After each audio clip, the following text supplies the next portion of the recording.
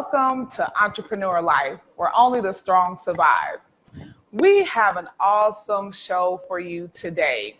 So, in case you don't know, this is actually our first show, so we're really excited about our guest today and some of the things that we will be talking about today. And one of the things that we have going on, we have a special guest, Kelly Moore from New York Life will be our In Your Business guest. So you'll definitely hear from him and get to learn a bit about financial planning. We're going to be giving out some branding tips and business information. So let's just jump right into it. So here on Entrepreneur Life, the whole point of this show is to really help entrepreneurs grow and develop their business. And in that, we want to make sure we kind of help you, give you information that you may need, let you know about things that are happening in the area, tips and tricks that you can use to grow your business. And so one of the things that I thought was really super important to talk about was the value and the importance of having a mentor. So our business tip today is about having an awesome mentor to help you grow your business and the purpose and the benefits that you get from that. And one of the things that having a mentor brings is that they allow you to really get deep into your business, actually help you develop your business, number one. If they're a good mentor, they provide you with opportunities that you normally wouldn't have, and actually even access to their network and resources. So, for example, if you have your mentor and you work in the business industry and they've already established their business, they've built contacts, they've built resources, throughout your area. So they can actually introduce you to those people, put you in a position to really grow your business and really fast track you into opportunities and situations that you probably wouldn't necessarily be in. One of the good things about having a mentor as well is that you kind of have somebody to talk to about the woes and challenges and pain points that you're going through with your business. And as we all know, starting a business can be very, very rough. And it's fun and it's exciting, but it also can be a little bit tiring. And you can feel like sometimes you don't know, am I doing this right? Or what resources are there? And so by having a good mentor, they can actually help guide you, point you in the right direction to places and connect you with people that can help actually grow your business, especially when it comes to even funding, having resources in that area, marketing your business. Pretty much they've kind of been there, done that. So you get to pick their brain, get to know all the things that they've done already, so that way they can kind of pass them on to you. And then in turn, you'll have some information, some tips and tricks in your bag that you can pass on to other people. And you never know, you may be actually a mentor to someone else. One of the other good things about mentorship is that it allows you to just develop relationships. And relationships are really, really key to having a successful business. And when you develop a relationship with your mentor, that you kind of build in a bond. And that helps you in the sense of dealing with especially if you have employees, building relationships with your employees, with your staff, with other entrepreneurs. So that one relationship kind of helps propel you and help you grow in other industries and other areas, and actually grow into other industries as well. So as an entrepreneur and as a small business person, you should always seek out or try to seek out people that you think would be very beneficial and bring value to your business, and pick out a good mentor, because there's nothing like having a little help along the way. So, and one of the best ways to look for mentors, actually, if you go to a lot of networking events, or if you don't, but you maybe want to start, you should probably kind of start going to networking events and just kind of see who's there, get to know people, because actually that's where I met my mentor was at a networking event. So that's a great place to start looking for a mentor, and then just looking in your industry, kind of see who's actually developed, whose business is doing well. You want a successful mentor, so you want to seek out someone that actually has a successful business. So that's our B's business tip for today, is having a mentor and actually making sure that you have a good mentor that brings value to your life and your business. So we're going to move on to our next segment, which is our business spotlight. So Ms. Nika is going to share with you our business spotlight, which is the Observer magazine. Today's business spotlight is the Observer. And I know many of you have probably heard of it because it's been around for a long time, ever since the 80s. And the Observer is a weekly magazine that goes out here on the East Side that spotlights community information and events, community events, all kinds of good stuff like that. So one of the things that I love about the Observer is they work with the One Radio. So guess what's always in there? Are the One Media Hub ad. And this always spotlights 2 events, 2 businesses, and 2 community things that are going on. And if you advertise with us, you advertise with them. So it's great stuff. But the Observer is available for you at all the HEBs, a lot of the churches, and a lot of businesses here on the East Side, as well as the Hub.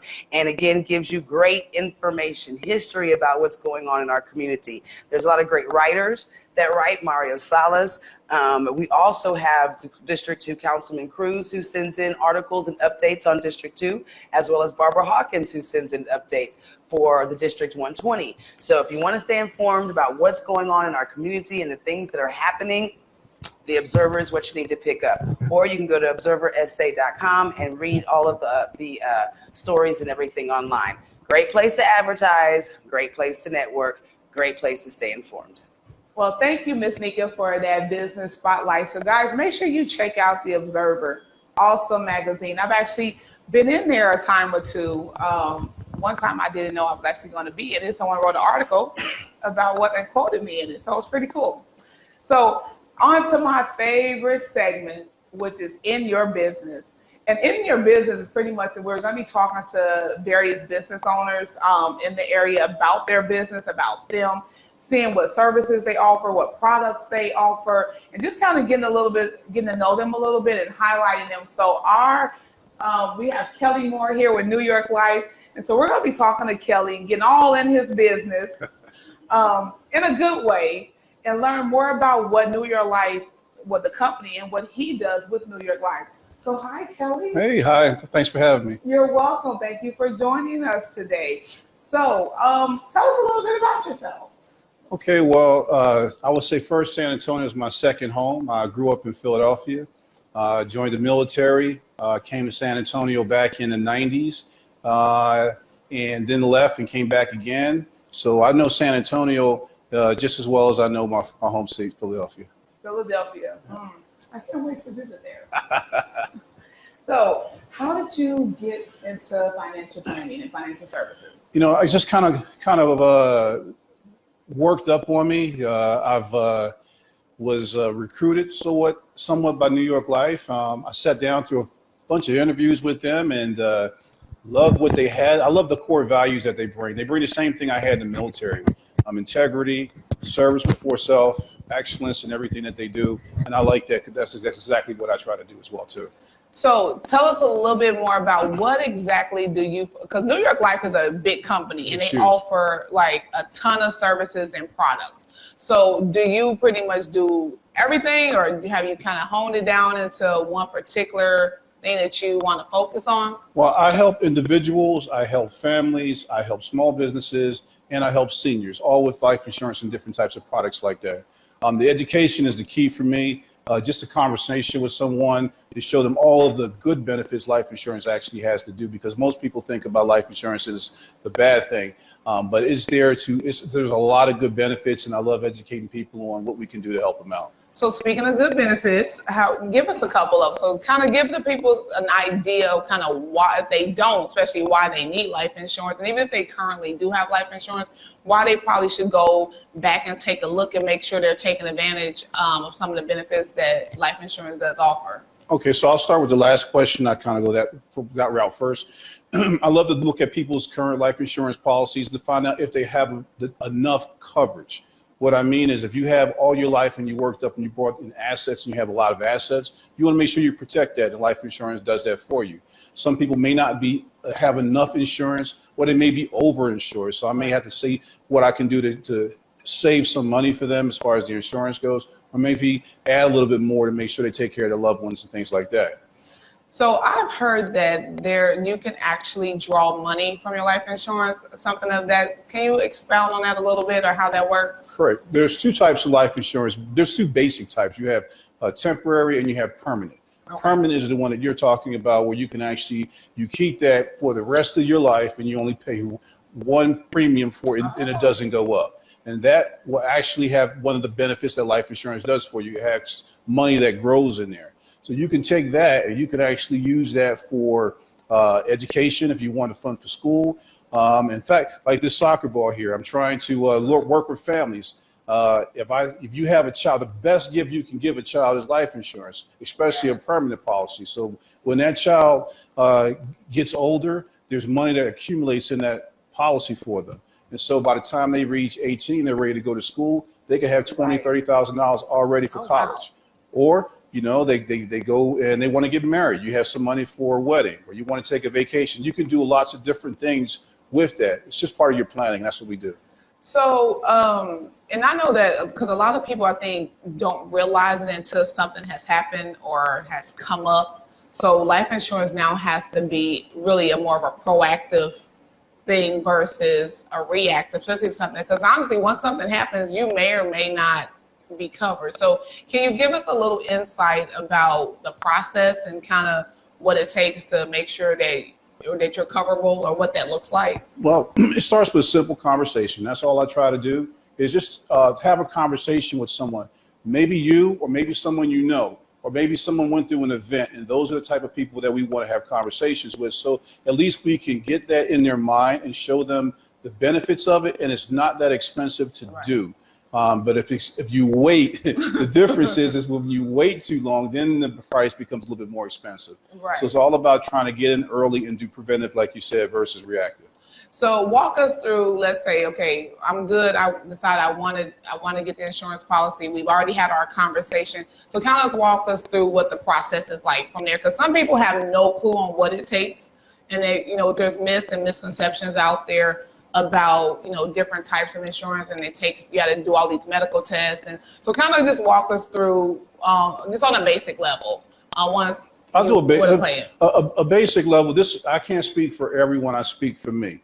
I go through a basic and I say something like this, and I say this to all my clients. I start off and I ask them a question. If you had to buy a house, or you had to have a house built, what is the very first thing you need when you have a house built? And that should be a foundation. And that's where we have to start at. I know that at the end of the day, you want to do a lot of investing and you want to do all these different things, but you have to start somewhere. So I want to make sure your house is in order. And we go through different steps within that house. Now I could explain forever all those different steps, but I'll kind of condense them. But you want to make sure you have every level in that house taken care of. Right. And then once you have those things taken care of, you can go on, you can do different things. So that's a basic level of where we start at. So once I decide we get started, about from the time that I say, okay, I want to go with this policy, what's the time frame from the application process to actually the coverage? The application process, it depends on the individual. If it's someone under 18, it could happen within a couple of days. Okay. If it's a little bit older, it could happen just in a few more days or maybe a week or so. If you have a lot of medical, well, our underwriters are going to take some time going through your medical records, and that can take a little bit of time as well. So it depends on the person that you're talking to, because it varies with each individual.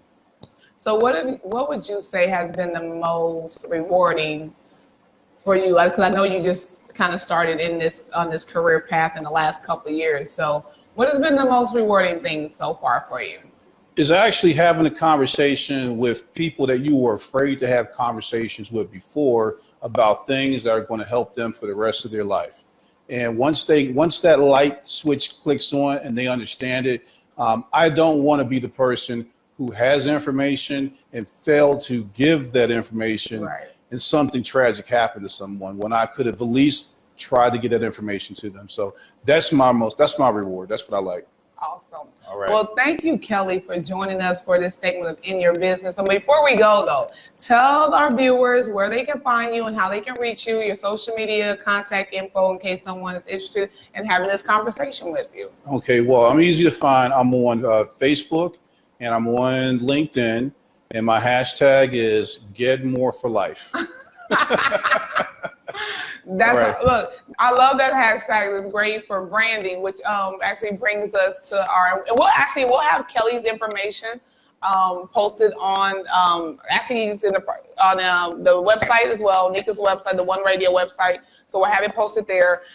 He's in the process of getting his information put up on Is the City as well. Yes. So you'll be able to find him. He won't be hard to get in touch with. But his hashtag, Get More for Life, I so love that, which definitely brings us to our next segment, which is Put Your Best Brand Forward. And as a branding coach, that's one of the things, what I do the most when I work with people. I work with people on helping them develop a brand and building their brand inside, and outwardly, more so, through graphics and print. But the Get More for Life is, when you first told me about it, I was like, yes, I so love it because, it fits him and it definitely talks to what you do. And so our tip for today and our Put Your Best Brand Forward, we're really going to be talking about brand awareness. So Kelly is like all the way. He has come so prepared and helped with this segment. So he even brought a prop. And this is one of the ways. So this is like the best way that you can actually build your brand and build brand awareness. So let me just tell you a little bit. So brand awareness, pretty much that is when your logo or your business name is recognizable. And and that can only happen when people see it a lot. So it's like pretty simple. It's people recognizing your brand or your logo the minute that they see it. And so Kelly brought the soccer ball with New York Life, and I said this is an awesome prop and goes great with our segment. So just want to talk about a couple ways that you can build brand awareness for your business. The first is actually through sponsoring events. Because when you sponsor events, most events that you participate in, they put your logo on the flyer, they put your logo on banners, they put you in their magazine. You have signage up at the event so people see it. So sponsoring events is a great way. No matter how big or small the event is, people pay attention. So we just actually had an event on Sunday, and so we had all the logos actually going around on the screen. And people pay attention to that. We also had a banner up and just different things through social media. So when you participate in sponsor events, like Kelly actually was one of our sponsors for our Dream Big Mixer as well. So it helps you get notoriety and help people get familiar with you. Because the more people see you, the more you build that trust. And people just say, okay, they're serious. This is a real business. When they've seen you at least 7 to 8 times. And sometimes it takes 7 times to see something or to hear something before you take action. One of the other ways to do it is to build your brand awareness is through referral programs. And so when you have a referral program, especially if it's something that you're giving away and you're wanting people to share, that's like the best way to get your brand out there. Number one, giving away stuff and actually having people share it to get something back. Or if you do if they're using you for business and they say, hey, if you refer 3 friends, I'll give you such and such. And so that always works pretty well. It's funny because we were just talking about this for our Connection Mixer, really actually coming up with a referral program for the mixer to get people and get more people in tune with the brand and with connections and what the mixer does. And so the third way is actually also partnerships.